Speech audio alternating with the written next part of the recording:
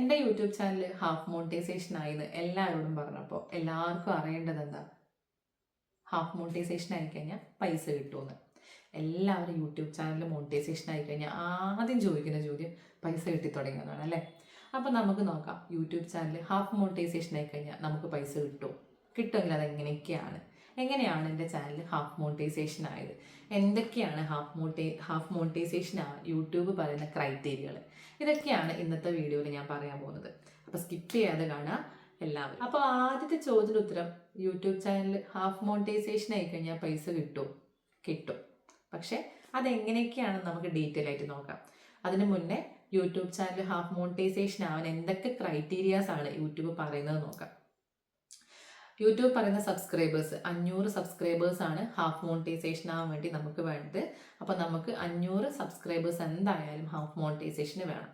പിന്നീട് പറയുന്ന ഒരു ക്രൈറ്റീരിയ എന്ന് പറഞ്ഞാൽ 90 ദിവസത്തിനുള്ളിൽ നമ്മൾ 3 വാലിഡ് അപ്ലോഡ്സ് ഉണ്ടായിരിക്കണം. അത് യൂട്യൂബ് വീഡിയോസ് ആയാലും അല്ലെങ്കിൽ ഷോർട്സ് ആയാലും കുഴപ്പമില്ല. 90 ദിവസത്തിനുള്ളിൽ നമുക്ക് എന്ത് ഉണ്ടാവണം? 3 വീഡിയോസ് അങ്ങ് നമ്മൾ വാലിഡ് വീഡിയോസ് അങ്ങ് നമ്മൾ അപ്ലോഡ് ചെയ്തിരിക്കണം. ഇല്ലെങ്കിൽ നമുക്ക് മോണിറ്റൈസേഷൻ ആവാൻ ബുദ്ധിമുട്ടാവും. പിന്നെ വേറൊരു ക്രൈറ്റീരിയ എന്ന് പറഞ്ഞാൽ നമ്മൾ വീഡിയോസ് ചെയ്യുന്ന ആൾക്കാരാണെങ്കിൽ യൂട്യൂബ് പറയുന്നത് നമുക്ക് ഹാഫ് മോണിറ്റൈസേഷൻ 3000 മണിക്കൂർ വാച്ച് അവറാണ് യൂട്യൂബ് പറയുന്നത്. അതായത് 3000 മണിക്കൂർ വാച്ച് അവറാണ്.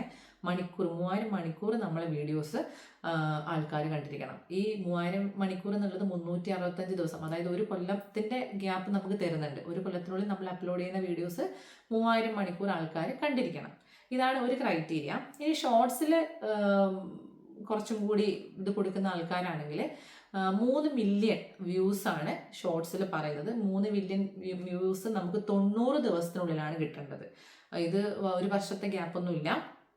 3 മാസത്തിനുള്ളിൽ നമ്മൾ അപ്ലോഡ് ചെയ്യുന്ന കുറേ ഷോർട്സ് നമ്മൾ അപ്ലോഡ് ചെയ്യുമല്ലോ. ഈ ഷോർട്സിൻ്റെ ഒക്കെ വ്യൂസ് കൂട്ടിക്കഴിഞ്ഞാൽ നമുക്കൊരു 3 മില്യൺ വ്യൂസ് ആവുകയാണെങ്കിൽ നമുക്ക് എന്ത് ചെയ്യാം? മോണിറ്റൈസേഷന് വേണ്ടിയിട്ട് അപ്ലൈ ചെയ്യാൻ വേണ്ടി പറ്റും. അപ്പോൾ വീഡിയോസിന് 3000 മണിക്കൂറും, അതായത് ഒരു വർഷത്തിനുള്ളിൽ ഷോർട്സിന് 3 മില്യൺ വ്യൂസ് ആണ്, മണിക്കൂറല്ല 3 മില്യൺ വ്യൂസ്, അത് 90 ദിവസത്തിനുള്ളിൽ നമ്മൾ കംപ്ലീറ്റ് ചെയ്തിരിക്കണം. ഈ കാര്യങ്ങളൊക്കെ നമ്മൾ ചെയ്യുകയാണെങ്കിൽ, നമ്മൾക്ക് ചെയ്യാൻ പറ്റുകയാണെങ്കിൽ നമുക്ക് എന്ത് ചെയ്യാം? ഹാഫ് മോണിറ്റൈസേഷന് വേണ്ടിയിട്ട് അപ്ലൈ ചെയ്യാൻ വേണ്ടി പറ്റും. നമുക്ക് അവിടെ താഴെ കാണാം അപ്ലൈ എന്ന് പറഞ്ഞിട്ടുള്ളൊരു ആ ബാർ നമുക്ക് എനേബിൾ ആയിട്ട്, നമ്മൾ ഈ ഒരു കാര്യങ്ങളൊക്കെ ചെയ്യുകയാണെങ്കിൽ നമുക്ക് ആ ഒരു ബാർ എനേബിൾ ചെയ്ത് കാണാൻ വേണ്ടി പറ്റും. ആ അപ്ലൈ ഓൾ എന്നുള്ളതിൽ കൊടുത്തു കഴിഞ്ഞാൽ നമുക്ക് കുറച്ച് ഡീറ്റെയിൽസ് ഒക്കെ ആഡ് ചെയ്ത് കൊടുക്കാനുണ്ട്. നമ്മൾ അഡ്രസ്സും കാര്യങ്ങളൊക്കെ, നമ്മൾ വീഡിയോസൊക്കെ യൂട്യൂബ് ഒന്നും കൂടി ചെക്ക് ചെയ്യുന്നതായിരിക്കും. നമ്മൾ എന്തെങ്കിലും കോപ്പിറൈറ്റോ അല്ലെങ്കിൽ വേറെ എന്തെങ്കിലും ഇഷ്യൂസ് ഉണ്ടോ എന്നൊക്കെ യൂട്യൂബ് കാര്യമായിട്ടൊന്ന് ചെക്ക് ചെയ്തിട്ട് ഇഷ്യൂസ് ഒന്നും ഇല്ലെങ്കിൽ നമ്മളിതൊക്കെ ആ ഒരു ഗ്രീൻ ടിക്ക് വന്നിട്ട് കാണിക്കും. അപ്പം നമ്മൾ എനേബിൾ ആണ്, നമ്മൾ ഹാഫ് മോണിറ്റൈസേഷൻ, നമ്മളെ ചാനൽ ഹാഫ് മോണിറ്റൈസേഷൻ ആയി. ഇനി നമുക്ക് ഹാഫ് മോണിറ്റൈസേഷൻ വഴി എങ്ങനെയാണ് പൈസ ലഭിക്കുക? യൂട്യൂബ് നേരിട്ട് നമുക്ക്, അതായത് ആഡ്സിലൂടെ ഒന്നും നമുക്ക് പൈസ കിട്ടില്ല. അത് ഫുൾ മോണിറ്റൈസേഷനൊക്കെ ആയിക്കഴിഞ്ഞാൽ ഷോർട്സിലും വീഡിയോസിലൊക്കെയുള്ള ആഡ്സ് നമുക്ക് എനേബിൾ ചെയ്യാൻ പറ്റുള്ളൂ. അപ്പോൾ യൂട്യൂബ് നമുക്ക് നേരിട്ട് പൈസയൊന്നും തരുന്നില്ല. അപ്പം നമുക്ക് എങ്ങനെയാണ് യൂട്യൂബിൽ നിന്ന് പൈസ കിട്ടുന്നത്?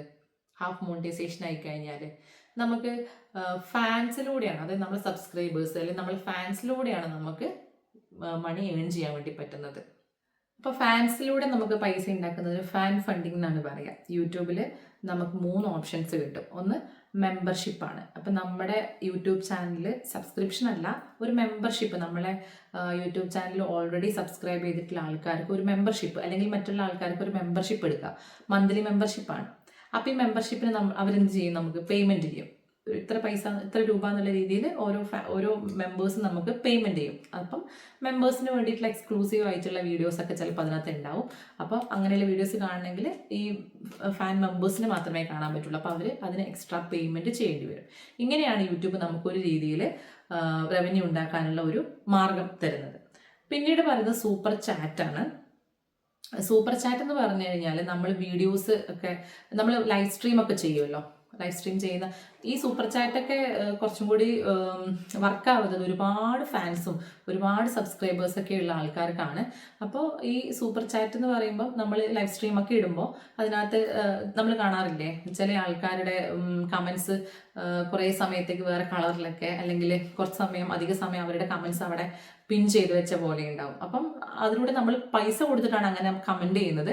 അപ്പോൾ കുറച്ച് സമയം ആ സ്ട്രീമിൽ ഈ പേയ്മെൻറ്റ് ചെയ്യുന്ന ആൾക്കാരുടെ കമൻസ് അവിടെ കുറച്ചും കൂടി കളർ വ്യത്യാസത്തിൽ അല്ലെങ്കിൽ അങ്ങനെ ഒരു രീതിയിൽ എടുത്ത് കാണിക്കും. അതാണ് നമ്മൾ അതൊരു രീതിയിൽ പിന്നെ യൂട്യൂബിൻ്റെ ആളെ ഒരു സപ്പോർട്ട് ചെയ്യുന്ന രീതി, അവരുടെ ഫാൻസ് അവരെ സപ്പോർട്ട് ചെയ്യുന്ന രീതി. അപ്പം നമ്മൾ സ്ട്രീംസ് ഒക്കെ ചെയ്യുന്ന ആൾക്കാർക്കാണ് ഇത് കുറച്ചും കൂടി വർത്തായിട്ട് വരുന്നത്. അല്ലാതെ ലൈവോ സ്ട്രീംസ് ഒന്നും ചെയ്യാത്ത ആൾക്കാർക്ക് ഇതൊന്നും യൂസ് ചെയ്തിട്ട് കാര്യമില്ല.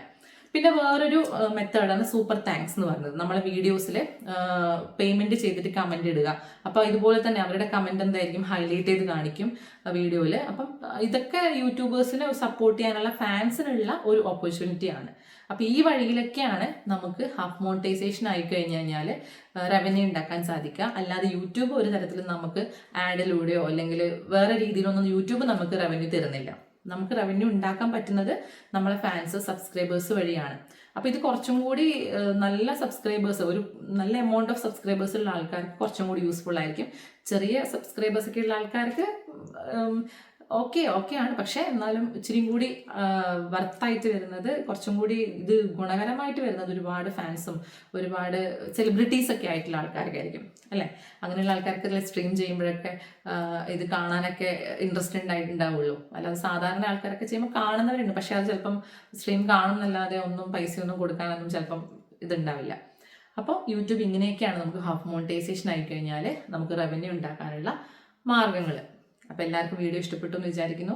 കൂടുതൽ വീഡിയോ ഫുൾ മോണിറ്റൈസേഷൻ്റെ വീഡിയോ അടുത്തതായിട്ട് വരും. ഫുൾ മോണിറ്റൈസേഷൻ ആവാൻ എന്തൊക്കെ ക്രൈറ്റീരിയാസ് ഉണ്ട്, എന്തൊക്കെ ഫീച്ചേഴ്സാണ് ഫുൾ മോണിറ്റൈസേഷൻ ആവാൻ വേണ്ടത്, പിന്നെ എങ്ങനെയാണ് എൻ്റെ യൂട്യൂബ് ചാനൽ മോണിറ്റൈസേഷൻ ആയത്, യൂട്യൂബ് തുടങ്ങിയിട്ട് എത്ര കാലമായി, എങ്ങനെയൊക്കെ എന്തൊക്കെ വീഡിയോസാണ് ഞാൻ ഇട്ടത്, വീഡിയോസ് ആണോ ഷോർട്സ് ആണോ ഞാൻ ഫോക്കസ് ചെയ്തത്, അതൊക്കെ അറിയണമെങ്കിൽ നെക്സ്റ്റ് വീഡിയോയിൽ എല്ലാം ഉണ്ടാവും. എല്ലാവരും കാത്തിരിക്കുക നെക്സ്റ്റ് വീഡിയോയ്ക്ക്. താങ്ക്